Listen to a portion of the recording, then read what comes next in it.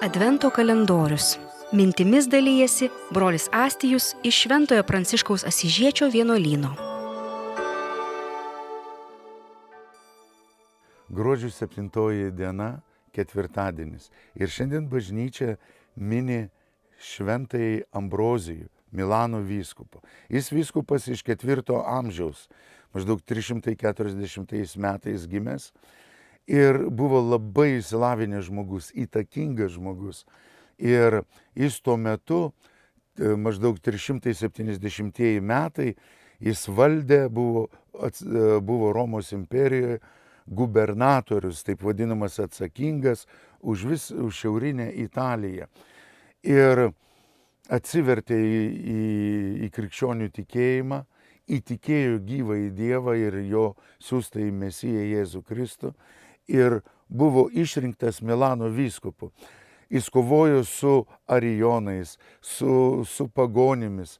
Iš tikrųjų, ta kova buvo, jis skelbė tą mokslą, kurį krikšto metu viešpats jam davė. Jis perėmė tą pirmųjų amžių krikščionišką tradiciją. Labai įdomu, kad jo mokinys ir jis buvo tas įrankis, kuris padėjo ir šventajam Augustinui atsiversti. Būtent Augustinas gavo tos pirmuosius impulsus pas Milano vyskupą šventąjį Ambroziejų. Taip pat yra dar vienas istorinis toks įvykis, kada šventasis Ambroziejus ekskomunikavo Milano vyskupas Romos imperatorių Teodosijų I, didįjį, taip vadinamą. Nes Teodosijus norėjo įsiteikti Milano vyskupui, nes labai jį gerbė kaip buvusių gubernatorių. Ir jis išžudė Tesalonikose daug arijonų, tų vadinamų erezijos nešėjų. Ir už tai, nežiūrint, kad jis neva gynė tą tikrąjį katalikų mokėjimą, jis vis tiek ekskomunikavo imperatorių. Ir imperatorius atvykęs į Milaną prašė atleidimo ir turėjo atlikti atgailą. Ir tada buvo šventojo Ambroziejaus Milano vyskupo vėl palaimintas. Taigi įdomių dalykų. Ir šios dienos Evangelijoje mes ketvirtadienį turime taip pat irgi gražią ištrauką iš Evangelijos pagal Matą.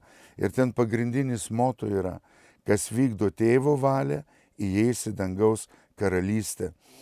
Jėzus sako, ne visi, kurie šaukia viešpatie, įeis į dangaus karalystę, bet tie, kurie vykdo mano dangiškojo tėvo valią. Iš tikrųjų, dangiškojo tėvo valia nėra kažkas tai daug, bet dangiškojo tėvo valia yra priimti jo sūnų, Kristų, priimti į savo gyvenimą kaip mano, kiekvieno jūsų asmeniškai gyvybės viešpačiu. Ir priėmus jį tikėti tą, kuris yra Jėzus siuntęs.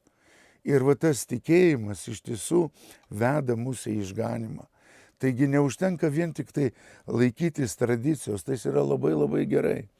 Bet toje tradicijoje reikia melsti malonės, kad kai aš šaukiu viešpatie, aš suprasčiau, kad jis iš tiesų yra mano gyvenimo viešpats. O kas yra Jėzus? Jėzus yra meilė, Jėzus yra tiesa, Jėzus yra kelias.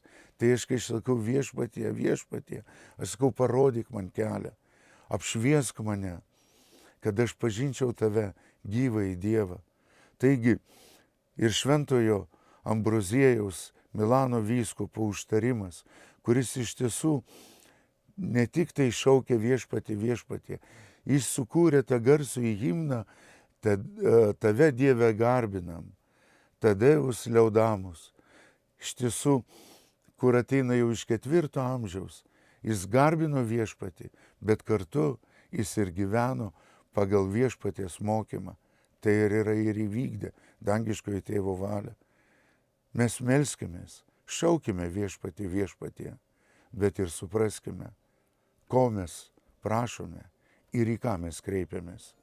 tegul viešpats šį ketvirtadienį visus mus apšviečia, kad atrastumėm kelią į tikruosius dalykus, į gyvojo mūsų viešpaties širdį. Palaiminto ketvirtadienio. Adventiniai brolio Astijaus pamąstymai.